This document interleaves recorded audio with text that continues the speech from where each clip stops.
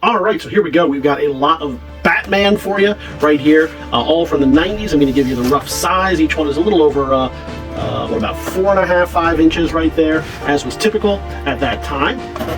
We got 1, 2, 3, 4, 5, 6, 7, 8, and I'm going to throw this one in as a bonus. We're calling it 8, I believe, in the catalog, because this guy was harmed in the line of duty, so we're going to take him out of active duty, but we figured, hey, maybe you have a need for him. We don't want him to go to waste, so here you go. So you're going to see all 8 and a bonus on these. I'll take quick pictures here for the catalog, so you can see them in the auction catalog, but we also want to go a little bit deeper on that. Those are all just 2D photos. You wouldn't be able to see some of the intricacies, and so that's why we do this as well. So I'll flip them over for you so you can see the back.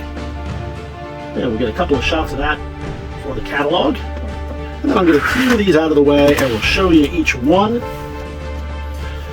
And so we'll show you a little bit closer on each one of these. You got Batman right here in his electro camouflage. A little bit of scratching on there. And each of these is pretty typical. 1, 2, 3, 4, and 5 bits of limited articulation, all in that animated style. You can see all around this one, up and down. We're going to move on. We'll show you this guy. He comes with some kind of parachute device that buckles on. Yep, so we've got him in his orange parachute getup, looking pretty good. A little bit of wear on the bottoms here. Same articulation, some wear from the backpack. Ears are still intact. And we'll put this back on him. Now, he does not seem to have his chute, but he does have his strings.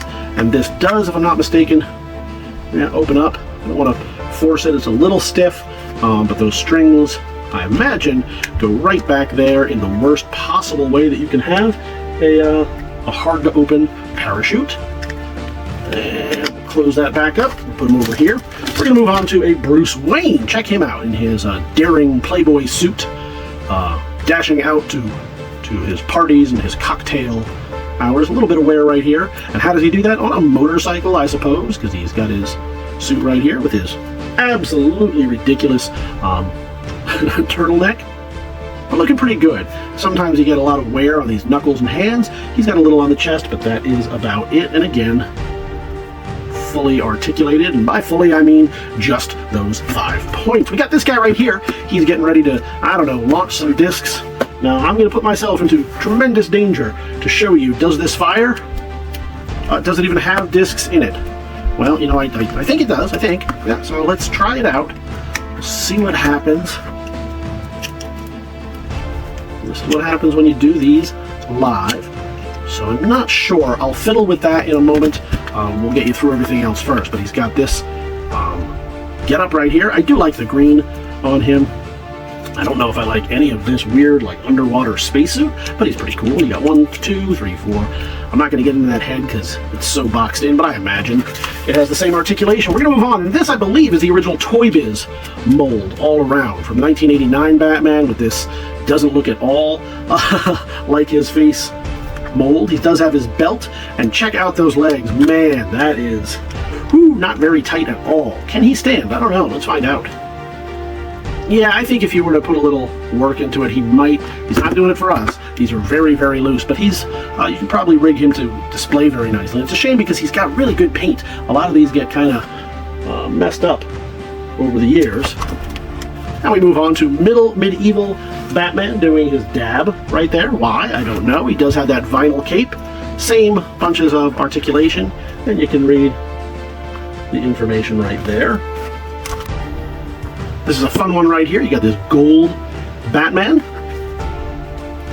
We'll flip him over. You can see the writing on him right there. Same articulation as before. I believe I missed one of these. And some issues with the ears. We can always go back and find it, but looking pretty good on this one.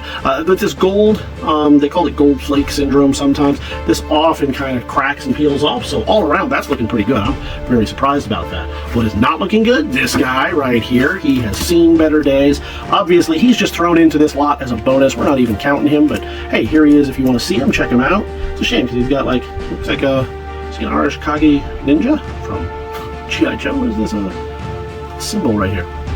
But you got him, not looking great, unfortunately, but we'll throw him in anyway. And then finally, this guy in his red suit, again, that animated style, this kind of thing right here.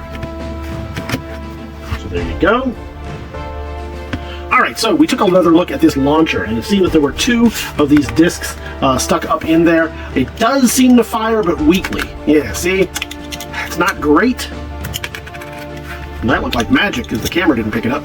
So you can see right here, we can get that in there, and it does fire, just not very well.